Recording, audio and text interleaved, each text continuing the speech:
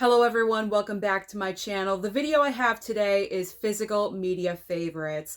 This is a video series I started, I would say 6 months to about a year ago. I did a couple of videos, but for some reason it just dropped off and I never continued.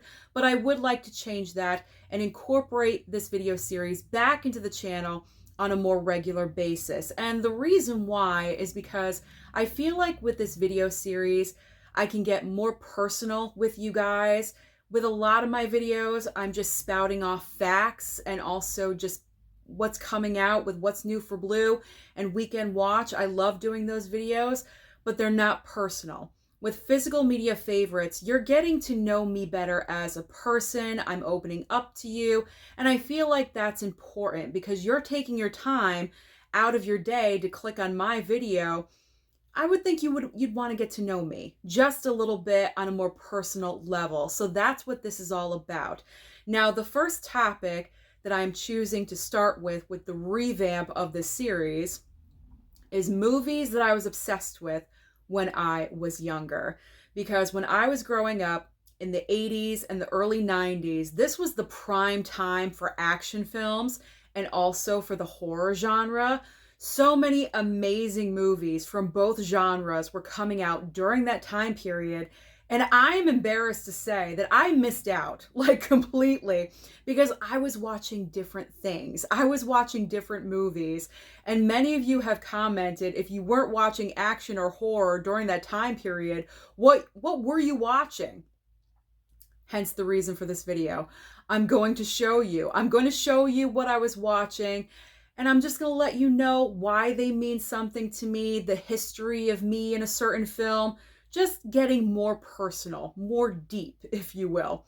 Don't worry, I'm not going to go on for days on one movie. I mean, I always could do that, but I'm going to try to keep it short. And this is like a short stack of movies that I was watching. If I pulled every single movie that I was watching when I was younger during those days of 80s and 90s, I probably would have pulled a third of my collection, but we're not going to do that. So I pulled the movies that just really stand out to me and just mean something in general. So we're going to get started. Enough talking, enough introduction.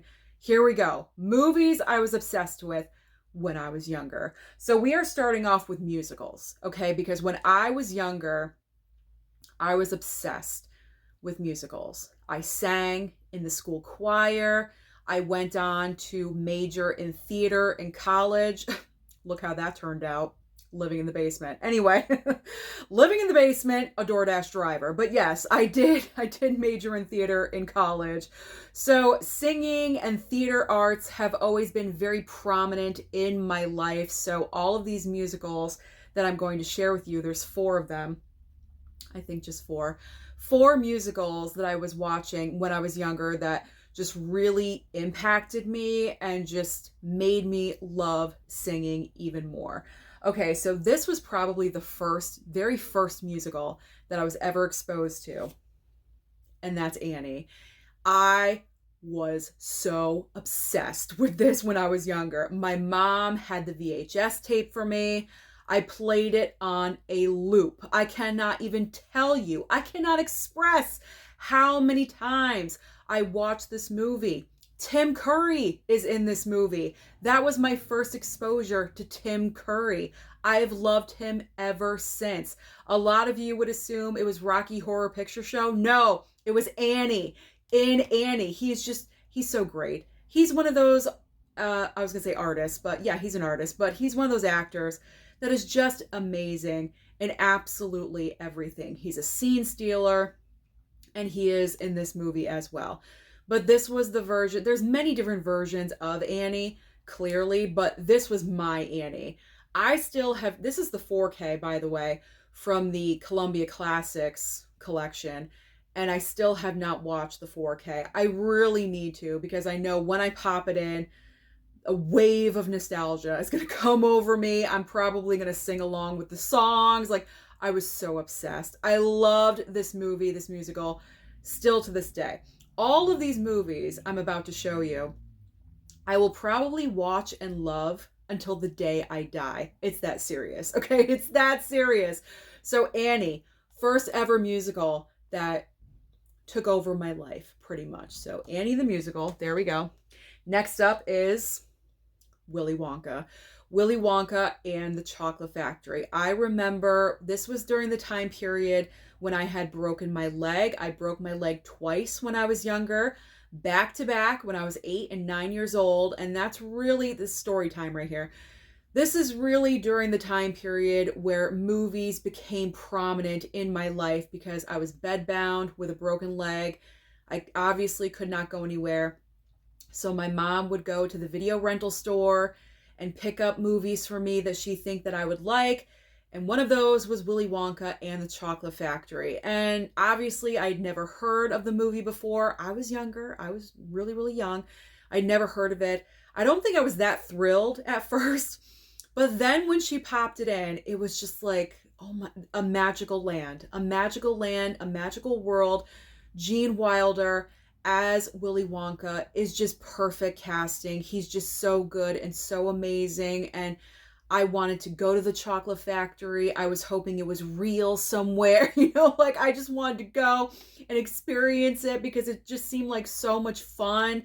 And there is a little bit of like horrific elements in this movie. You know what I'm talking about when they're on like the boat and it gets like, really crazy and weird, and Gene Wilder is kind of yelling as Willy Wonka. That's kind of horrific. So that's like a little bit of horror in my life, but I mean, overall, it is a musical and I just learned to love it. I love this so much. And last night, side note, I watched the documentary Remembering Gene Wilder on Netflix, and oh my God, like if you love Gene Wilder, you have to watch it. It's so good. It just documents his entire like entertainment career.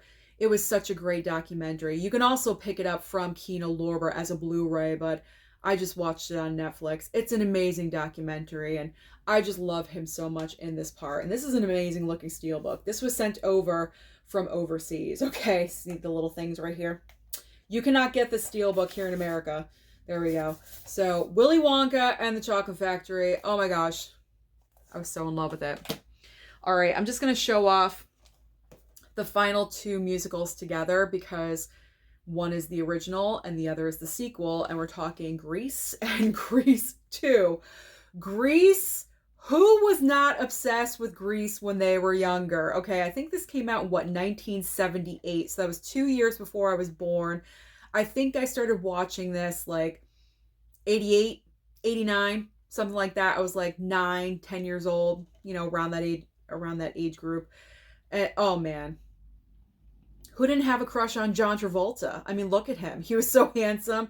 The T-Birds, the Pink Ladies, the cool kids in school. Like, I was just watching it like, what is this? It's like, wow, is that what high school is going to be? No, high school was not like that. I wish it was. I would have preferred this high school when I was growing up. But such amazing songs, and, you wanted to be Olivia Newton-John. Actually, I connected more with Rizzo. Surprise, surprise. But I did want to be Rizzo. I mean, Riz was the cooler one, let's be honest. She was the coolest of the Pink Ladies. But I know a lot of other girls probably wanted to be Sandra Dee. I wanted to be Rizzo. Stockard Channing was my chick from Grease. Okay, so this is a great looking steelbook. Love the pink on there. And then, of course, when Grease 2 came along, I was like, yes, give me more Grease. Some songs are better than the original, I will say that, but oh man, this leading man right here, I had such a crush on him. Such a crush. I could not even believe while I was watching this movie why Michelle Pfeiffer's character was just like anti, getting with him and talking to him. And I was like, what is she thinking? What is she, stupid? He's gorgeous. What are you talking about? I just could not understand it because she was so obsessed with like the mystery man and, all that stuff. But Grease and Grease 2, great songs. I would be dancing around and just performing. This was like the basics. This was like the basics of Susan as like a singer and musical artist, theater kid, like these movies right here. This was like, the foundation. There we go. The foundation of my musical you know, I don't want to say career because I don't have a musical career, but the love of musicals. These four were the foundation. There we go. Okay. We got through that. All right. We are moving on to DVDs. Yes, I have DVDs in my collection. Okay. So, I mean, do I have to say it? Don't tell mom the babysitter's dead. I cannot even tell you how many times I've seen this movie in my lifetime, especially during that time period. I was mistaken because I previously, when I was talking about this movie, I thought it came out in the late 80s, and I was mistaken. This came out in, I think, 91. I'm trying to see. I don't think it says on here. But I think it came out in 90 or 91, so early 90s. So that would place me at like 10 or 11 years old. I mean, this entire scenario is a kid's dream come true. Besides the death, you know what I'm saying? Like, leave that out of it. But your mom leaving you for 3 months over the summer on her wild vacation with her boyfriend or whatever, but you're left alone with no parents or well, you think no responsibility, but then the babysitter drops dead, so you got to get a corporate job and say, I'm right on top of that, Rose. You know, like if you've seen the movie, you know what I'm talking about. And this movie is so quotable. So quotable, so many lines that you can quote from this film. I would watch this anytime, any day. It's one of those movies, if I turned on the TV and it was on, I had to watch it. It was always playing in the background somewhere. Like, I absolutely loved this movie, but I was just so in love with the idea of, you know, the parents are away and the kids can play. And that's what this movie is all about. Of course, there is some responsibility added in because lessons need to be learned in this movie. But other than that, no parents. And that's what I loved. No parents. So don't tell mom the babysitter's dead. Everyone needs this.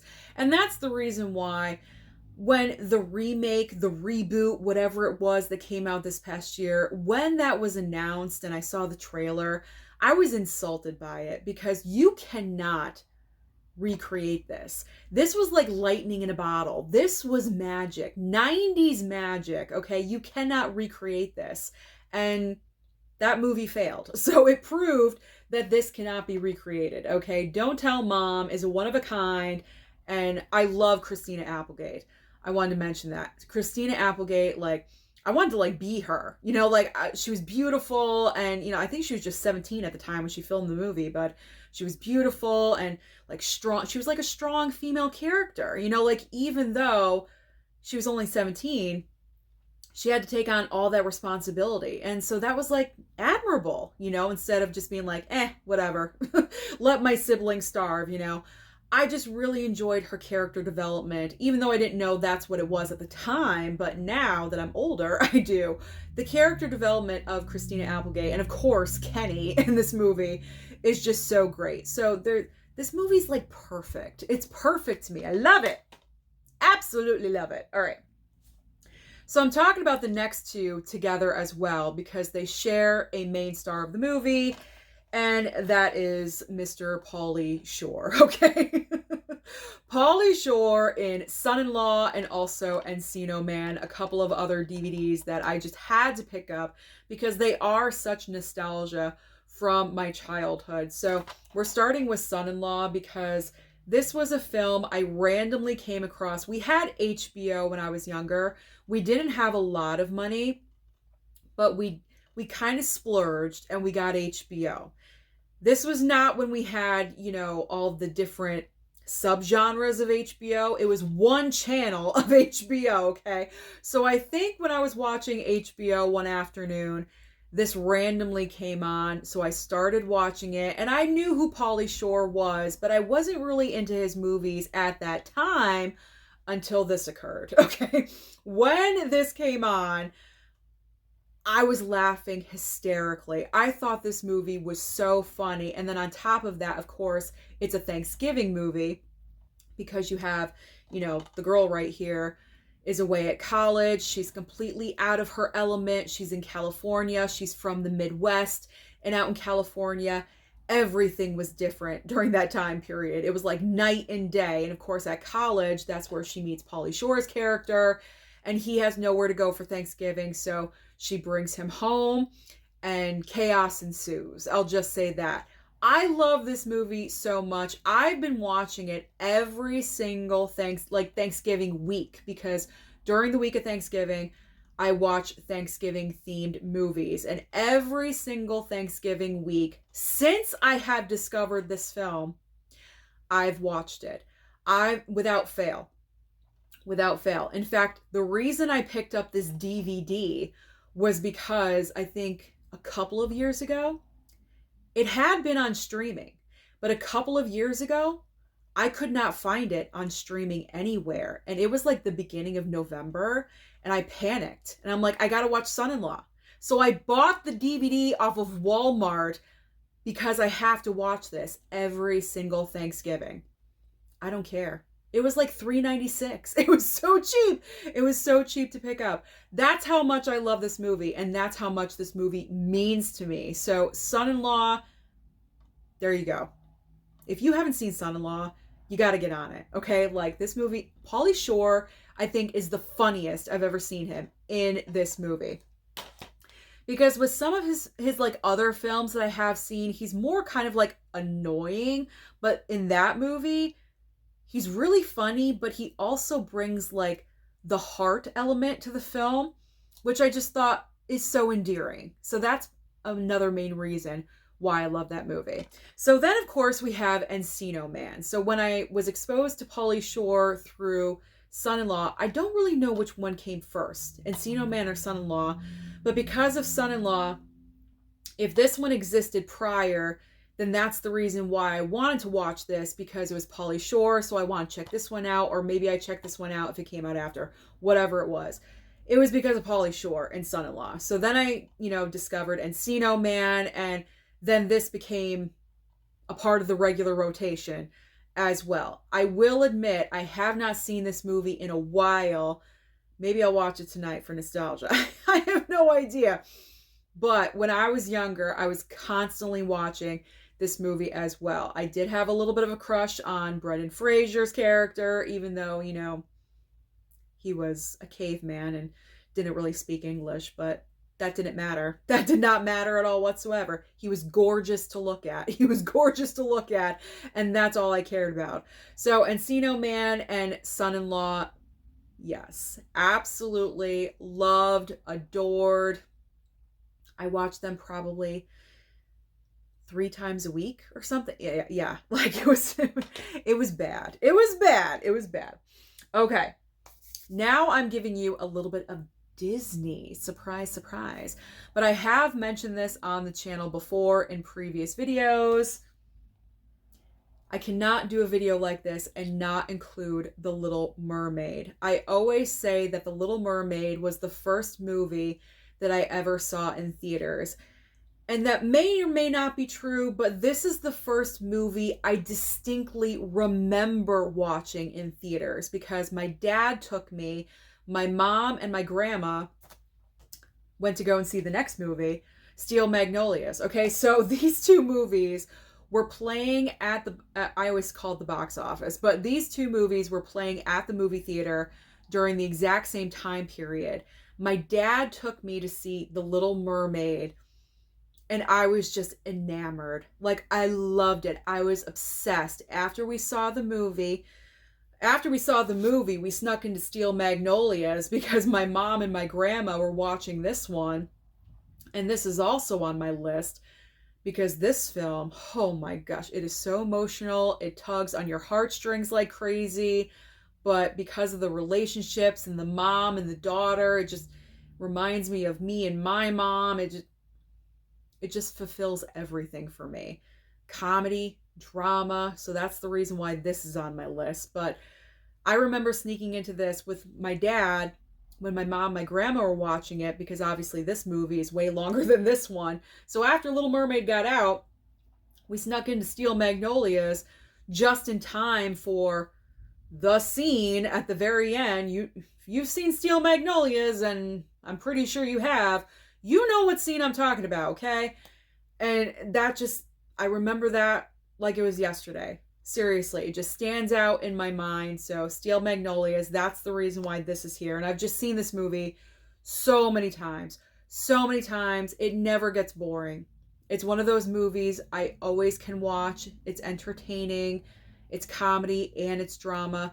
These actresses right here are brilliant in every single one of their roles. If you switched any of them out with a different actress, it would not have worked. I'm telling you, these six had the special magic, what I call lightning in a bottle. That is what occurred with this movie.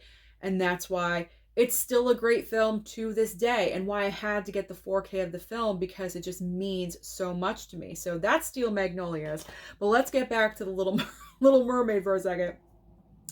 So I was so enamored with The Little Mermaid that I had to get the soundtrack. Absolutely. And like I said, when I was younger, we didn't have a lot of money when I was growing up. So that was a treat that my mom actually picked up the cassette tape for me of the Little Mermaid soundtrack, because we probably sacrificed something so I could have that, because again, the budget was extremely tight. But I loved the music from this movie. I was just obsessed. There's no other word for it. I was just so obsessed with the songs from this movie. So much so that I would perform concerts like out in the backyard to no one. I would just be singing full on.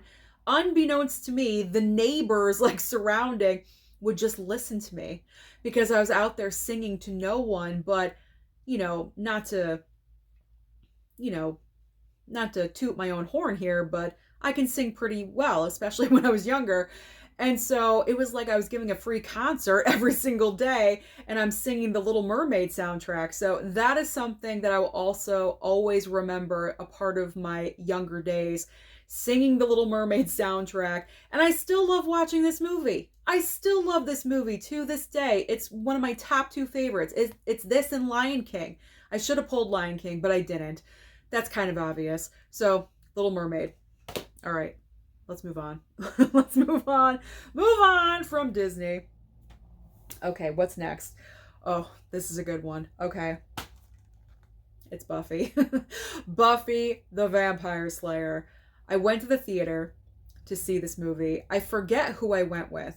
This is not horror, okay? This is like horror comedy, if anything, but this is more of a comedy with vampires attached to it than an actual horror film, okay? So I just wanted to see this movie so badly. The trailer got to me for some reason, so I went to the movie theater, saw the movie, became obsessed, absolutely obsessed.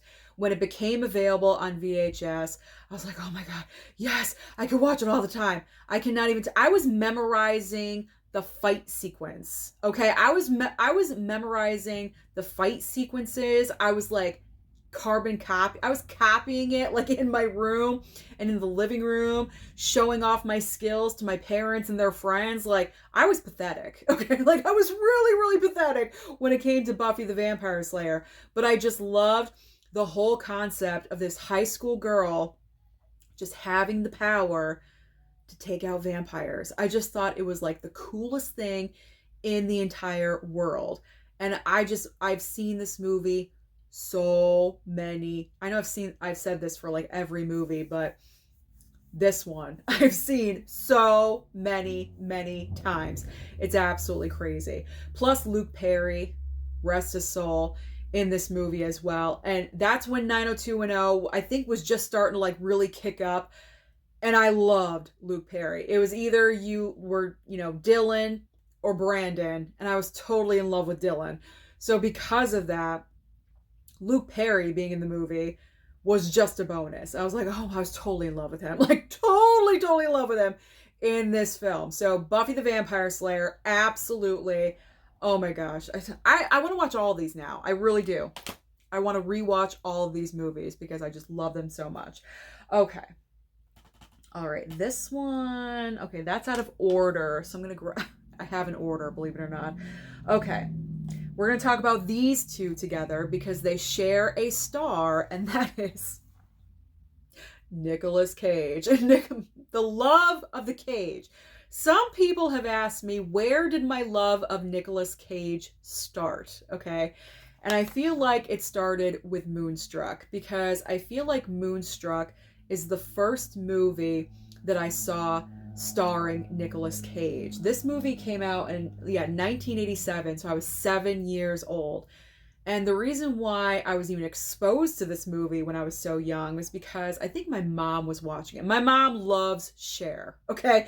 Absolutely loves Cher.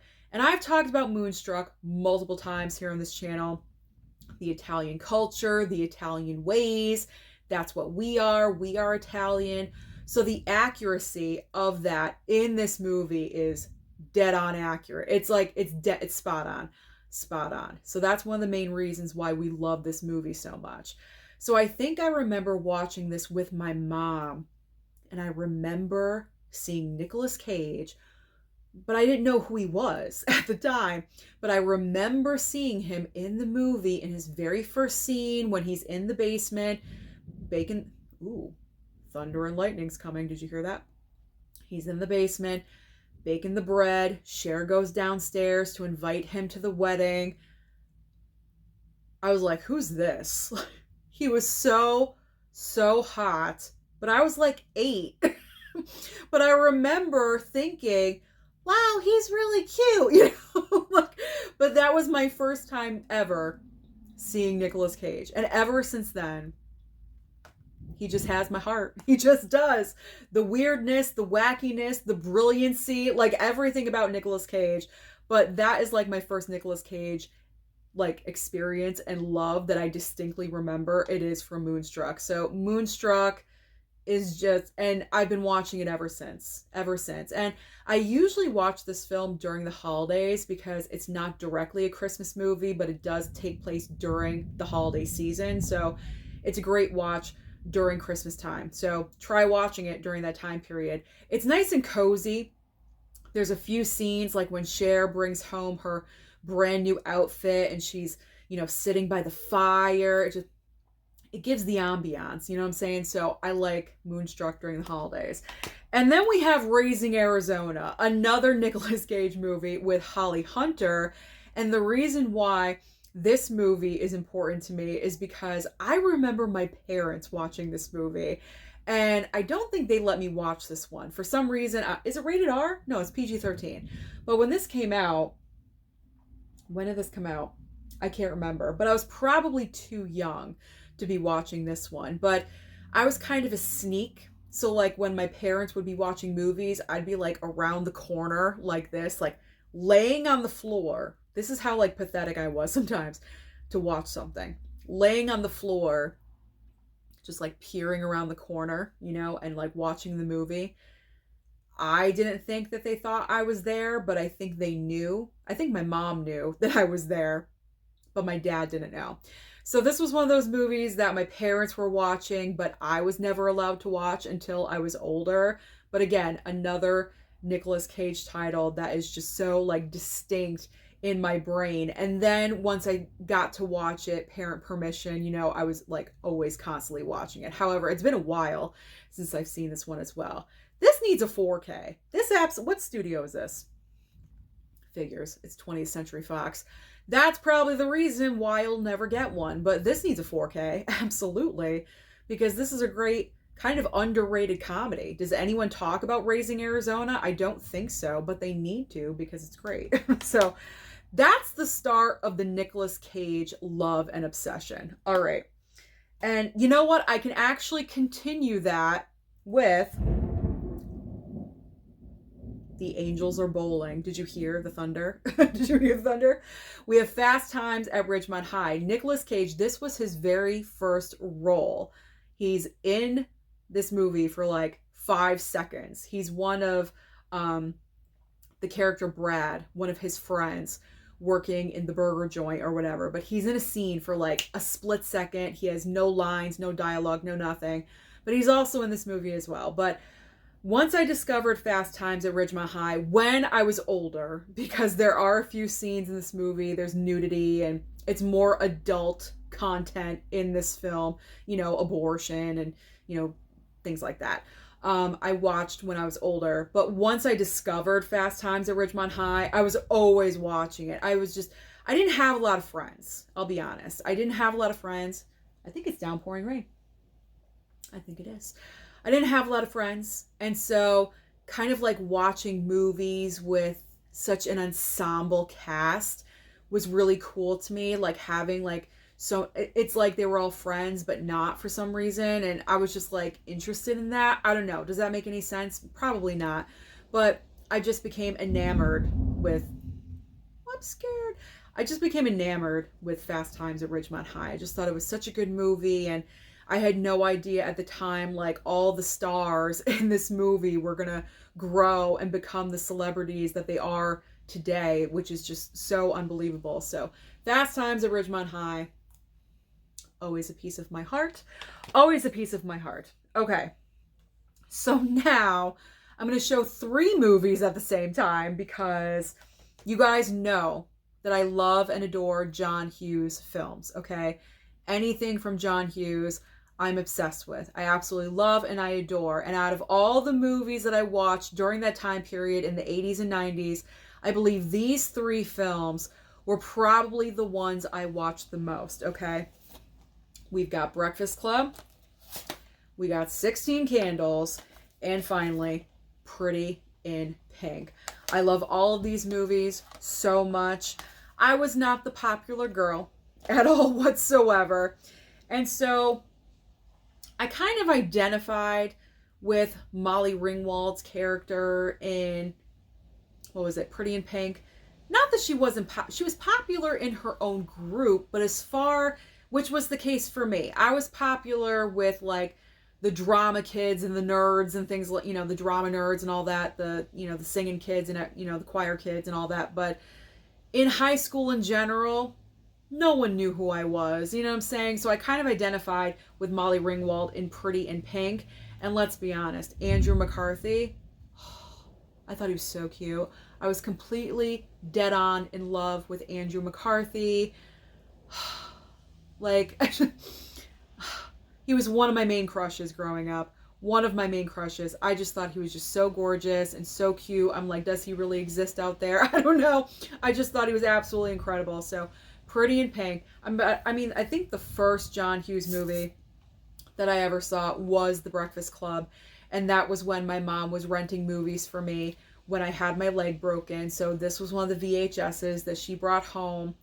And I've loved this movie ever since. This film is in my top 10 movies of all time. Some people think this movie is kind of boring, or I don't know. I feel like it's the time period that this came out and that I grew up in. I don't know. I just can't.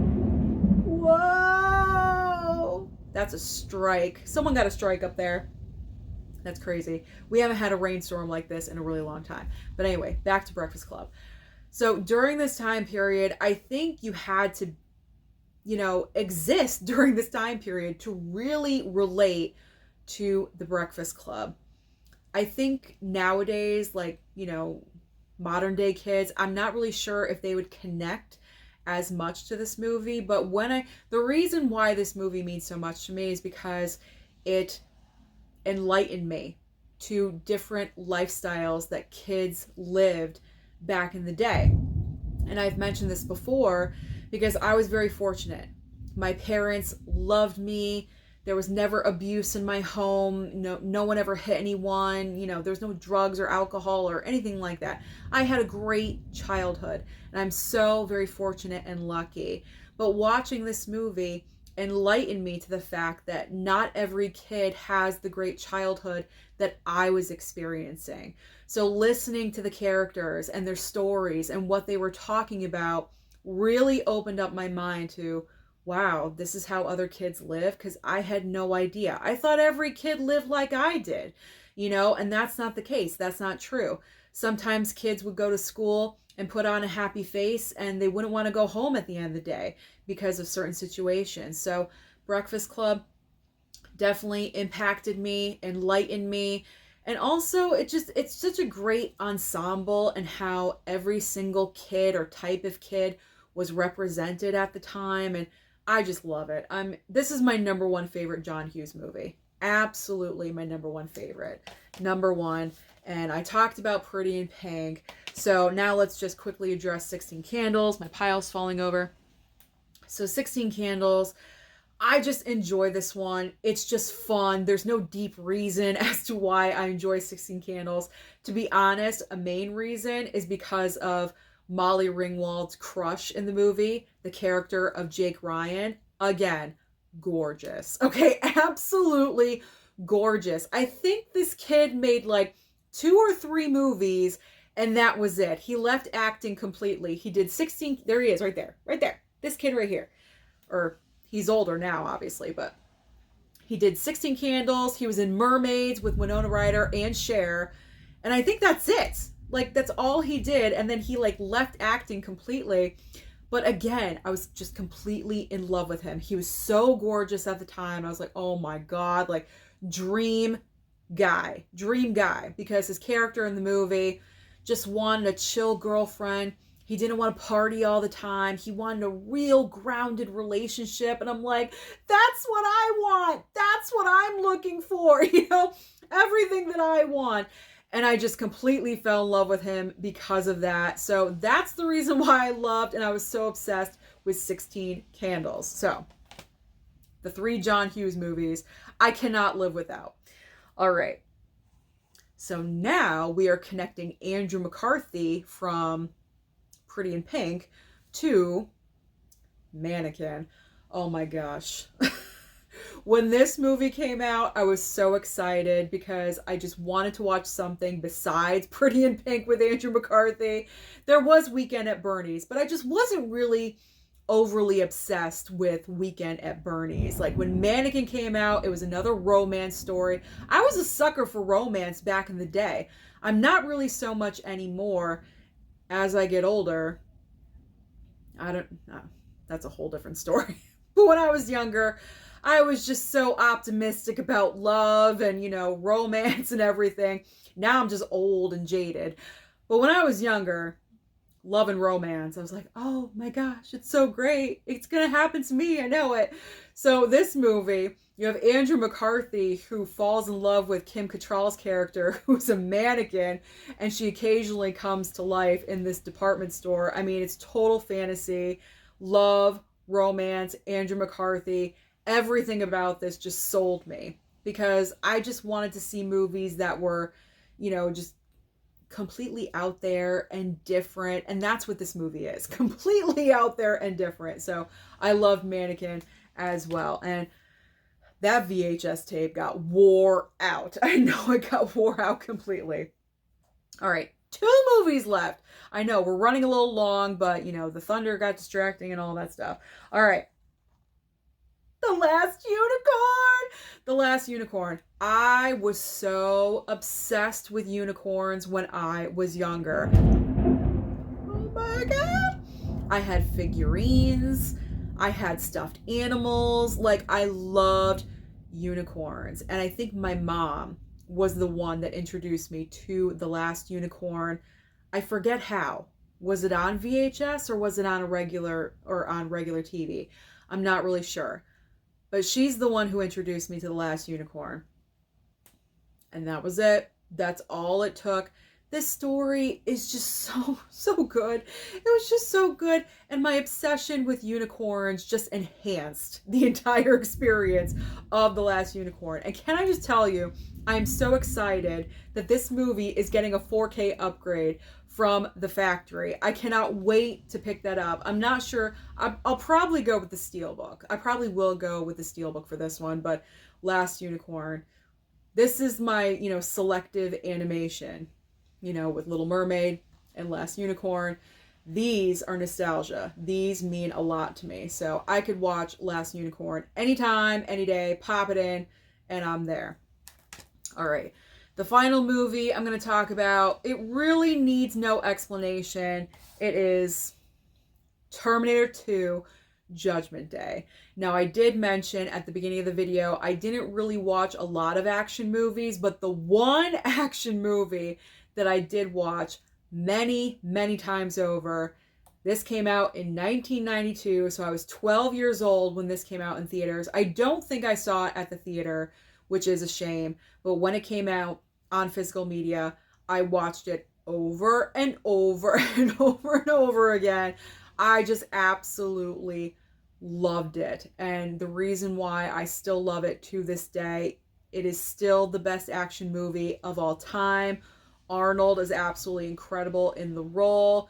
But the main reason I love this movie so much is because of Linda Hamilton.